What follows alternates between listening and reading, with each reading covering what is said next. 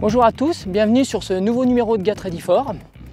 La clé de la réussite de votre ultra va passer par un travail bien particulier qui est celui du seuil aérobie et du footing actif.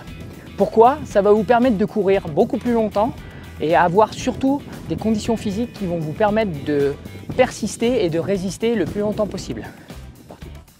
Maintenant, je vais vous expliquer le programme. Allez, suivez-moi!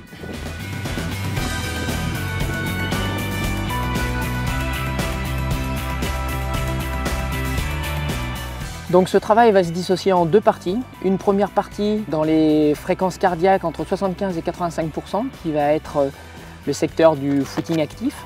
Et une deuxième partie qui va être dans le secteur de fréquence cardiaque de 80 à 90% qui va être le seuil aérobie.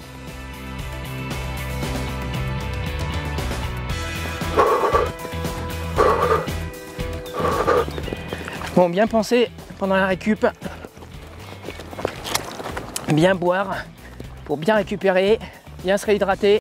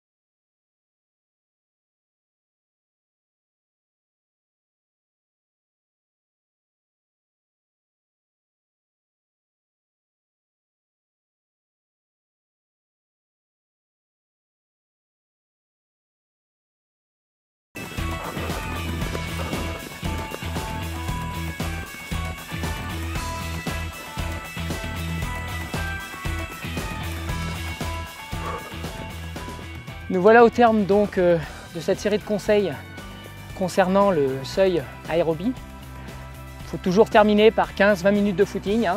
Et si j'ai un petit conseil à vous donner, vraiment respectez les fréquences cardiaques que vous aurez calculées de manière à vraiment aller au bout du contrat. Sur ce, je vous dis à bientôt pour un nouveau numéro de Get Ready For.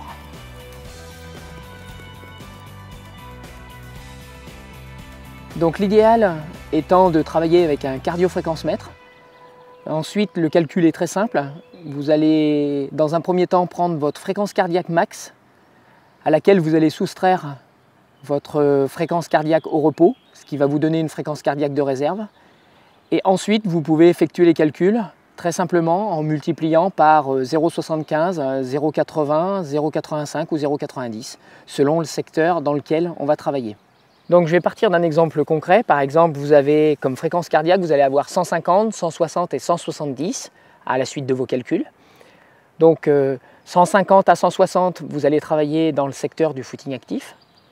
Ensuite, 160 à 170, vous allez travailler plutôt dans le secteur du seuil aérobie.